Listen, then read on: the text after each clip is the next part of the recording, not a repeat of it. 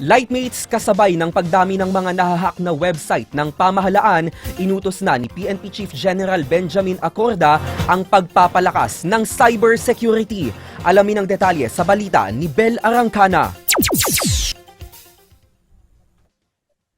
National Police General Benjamin Acorda na palakasin ng kapulisan ang kanilang cybersecurity sa lahat ng istasyon ng pulisya matapos ang ilang kaso ng data breach at hacking sa ilang website ng mga ahensya ng pamahalaan.